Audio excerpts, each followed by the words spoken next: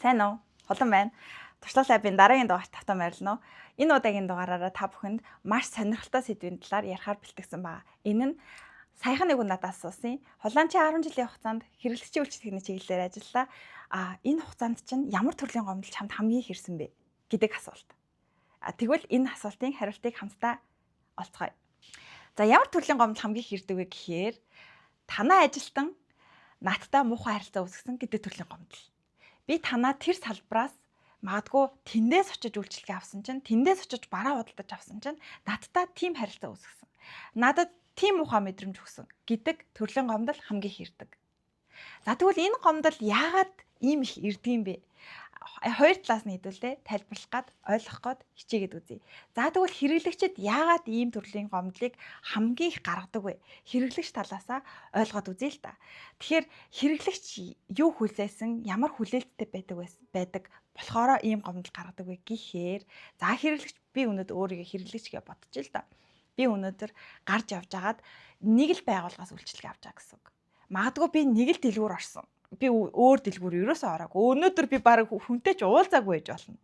За тэгээд ороод одоо нэг юм худалдаад авах гэсэн чинь манай ажилтан тэр хүнд тийм мэдрэмж өгчихсөн гэсэн үг.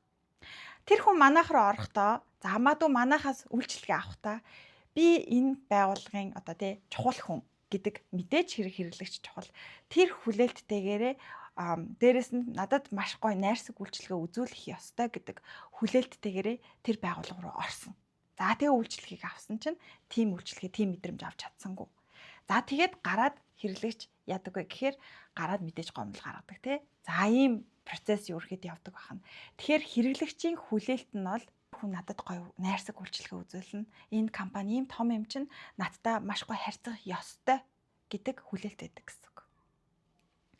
Бодит байдал хүлээлтийн зөрүү хоёр хоорондоо зөрчгөөр л гомдол гараад байгаа гэсэн. За энийг нь хэдүүлээ ажилтан талаас тайлбарлаад үзье. Одоо хэдүүлээ тухайн ажилтан тэгвэл яагаад тийм үйлдэл нөхцөл байдал гаргачдیں۔ Яагаад тэр хүнтэй муухай харилцчдیں۔ Яагаад тэр одоо хэрэглэгчийг гомдоочдیں гэдгийг нь бас та хэдтэй ойлгуулахыг хүсэж байна. Яагаад тэгэхээр ер нь хэрэглэгчид би өөрөө ч гэсэн хэрэглэгч, та ч гэсэн хэрэглэгч те. Хэдүүлээ гомдол гаргахаараа нөгөө талыг ер нь хэдүүлээ бодож үзэж гомдол хідээж гаргадаггүй. Нугасаа л хэрэглэгчийн өөрийнх нь зан. Гэтэл би одоо яг өнөөдөр яг энэ нөхцөл байдал дээр нөгөө талыг нь бас та хэдэд ярьж ойлгуулмаар санагдаад байна. Хинч ажилтан ярьдаггүй. Хинч ажилтан ойлгуулах гэж хичээдэггүй байхгүй юу? Мэдээж хэрэглэгчийн гомдлыг нэг номерт шийдээд хэрэглэгчийн гомдлгүй болгоод явахыг зорддог. Энэ нь зөв. Угасаал зөв. Гэхдээ хин нэгэн ажилтны талаас яриасаа гэж би бас өөрөө боддог байсан болохоор хин нэгэн миний өмнөөс яриад өгөөсэй гэж боддог байсан болохоор би энэ яриаг бас ярмаар санагцсан. Тэгэхээр нөгөө талаас ажилтан гэдэг хүн юу мэдрээд идэв гэдгийг та хэдтэй бас ойлгуулахыг хичээе. Хэдүүлээ жишээн дээр аваад үзье. Хэдүүлээ энэ удаа нэлээд бид бүхний маш сайн мэддэг жишээн дээр бас сэтгэл эмзөглүүлдэг нэг жишээг би та хэдэд хоёр талд нь илүү тэнцвэртэй болгох үүднээс жишээ аваад үзье гэж бодож байна л да. За та хэд мэднэ бид нар сошиал медиагаар нэлээд их сайхан сэвэгдээд яваад байсан нэг бичлэгийг би хараад бас нэлээд сэтгэл эмзэглсэн. Тэрнэр бас ярих гэж бодлоо л да. Тэр маань юу вэ гэхээр CEO-гийн ажилтнтай одоо нэг юм харилцаа хоёр эмэгтэй дээр гаргасан нэг үйлдэл байсан л да. Бэлэн гомын идээдчлүүдээ тий ингээд шууд шалан дээр нь асгаж байгаа нэг бичлэг байсан байхгүй юу. Тэгэнгүүт CEO-гийн ажилтан стандарттай гэсэн манайхаа. CEO-гийн ажилтан өөрийнхөө convenience store буюу яг тухайн одоо ажлаа үүргээ хийж явахдаа стандартаа дагаж мөрддөг. Тэр стандарт дээр нь таныг шалан дээрээ одоо кофе гомонго асгаад чи тэрийг нь цэвэрлээрэ гэдэг стандарт байхгүй. Ер нь ямар ч компанид байхгүй гэсэн үг. Тэгэнгүүт манай үйлчлүүлэгчид, манай хэрэглэгчид тухайн байгууллагаас орж үйлчлэгээ авахдаа жишээлбэл зүгээр энгийн convenience store руу оронгуудаа 5 оттой буудлын үйлчлэгийг хүсэж байгаа нэг хүлээлтийн зөрүү үүсэж байгаа гэсэн үг. Тэгэхээр тэр ажилтан тэгж харьцахаас өөр одоо хүн болохоор тэгж харьцахаас өөр аргагүй байдлыг үүсгэж байгаамаа.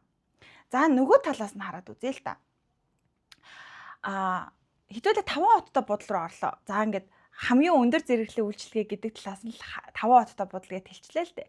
За тэгтээ хэдүүлээ өндөр зэрэглэлийн үйлчлэгээ үзүүлдэг 5 оттой буудал. За магадгүй маш өндөр зэрэглэлийн fancy гоё ресторан руу орлоо гэдэг бодъё.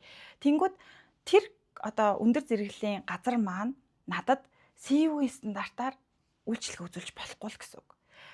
Тэнд бас тийм одоо яг CEO шиг ч юм уу те эсвэл нэг энгийн худалдааны төв ч юм уу эсвэл энгийн магадгүй кафены стандартаар үйлчлэгээ үзүүлж бас болохгүй гэсэн үг байгаа даа гэсэн үг.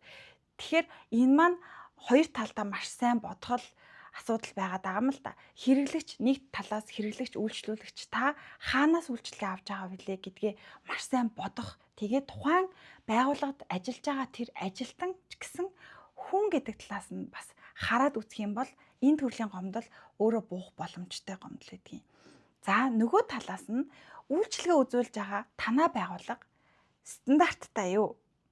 Танах стандартаа ажилтнуудаа нэг бүрчлэн зааж өгсөн байгаа юу гэдэг асуудал байгаа гэсэн. Хэрвээ танах стандарттай, хэрвээ танах ажилтнуудаа сургачихсан байвал буцаагаад яг энэ төрлийн гомдол гаргаж байгаа хүмүүсээс ажилтнаа хамгаалах ч гэсэндээ боломжтой болдог гэсэн.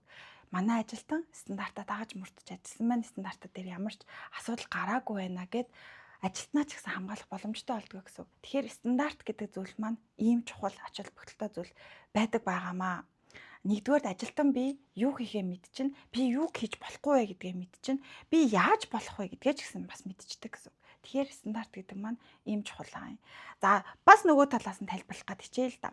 Жишээлбэл яагаад CEO дээр би CEO гэдэг нэршлиг аягүй ашиглажлаа уучлаарай. Гэхдээ та бүхний нөгөө маш сайн мэддэг үйлчлэгээний одоо компани одоо нэлээд дандаа инглээ CEO-гээс ингэсэн чи инглээ гэдэг учраас тэр нэршлиг ашиглаад байгаа юм шүү манайхаа. Тэгэхээр CEO дээр одоо тэр ажилтны танд өгж байгаа зарж байгаа бараа бүтээгдэхүүн дээр үйлчлэгээнийх нь одоо нэмэн өртөгч юм уу те үйлчлэгээнийх нь зардал нь маш бага шингэчихсэн байгаа гэсэн үг. Гэтэл та өндөр зэрэглэлээ үйлчлэгээ авбал тэнд үйлчлэгээнийх нь зардал нь өндөрөөр шингэчихсэн байдаг. Энэ хоёр ийм ялгаатай учраас энд нь ийм үйлчлэгээ үзүүлээд тэнд нь тийм үйлчлэгээ үзүүлээд байгаа гэдгийг бас та хэд мань ойлгоорой гэж хүсмээр байна. Тэгэхээр та өндөр зэрэглэлийн үйлчлэгээ үзүүлж байгаа юм бол яг өндөр зэрэглэлийн шигэ үйлчлэгээгээ үзүүл. Та ийм одоо тий хурдан тэртээ дөрвөө ороод гарах зориулттай байгууллагаас үйлчлэгээ авч байгаа бол битгий өндөр зэрэглэлийн үйлчлэгээ хүсээч гэж хэлмээр байна эцэст нь. За тэгэхээр надад хамгийн их ирсэн гомдол нь ийм төрлийн гомдол байлаа. Тэгээд энэ нь хоёр талдаа ийм шалтгааны улмаас гардаг шүү гэдгийг та хэдтэй бас ойлгуулж одоо тий хэлмээр санагдлаа. За тэгээд та хэдтэй сонирхолтой байсан байх гэж бодож байна. Компанид бол ийм асуудал байгаад байдаг. Буцаад хэрэглэгчид ийм асуудал байгаад байдаг гэд арай илүү сонирхолтойсэн байх гэж бодож байна. Одоо хэрэглэгчтэй бас нэлээд ойлголцсон учраас ажилтнуудад бас нэг жоох ойлгуулах гад үзье гэж бодож байна. Таны үйлчлүүлэгч тань дээр үйлчлэгийг авах гад ирж байгаа тэр хүн чинь саяных шиг замналыг тулаад ингээд ганцхан танаас өнөөдөр үйлчлэгээ авч байгаа гэж та бодоорой гэж санаана. Тэгэхээр та ганцаараа өнөөдөр магадгүй тэр хүнд үйлчлэгээ үзүүлчихсэн байх магадaltaй учраас орж ирж байгаа үйлчлүүлэгчнийг бүртээгээ стандартынхаа дагуу таны стандарт дээр яг юу гэж бичигдсэн байдаг тэрийгэ дагаж мөрдөд ажиллаарай гэж хүсмээр байна. Тэгчих юм бол энэ төрлийн гомдлоос хэдүүлээ сэргийлэх боломжтой байх нэ. За дараагийн дугаар хүртэл баяртай туршлуулга байлаа.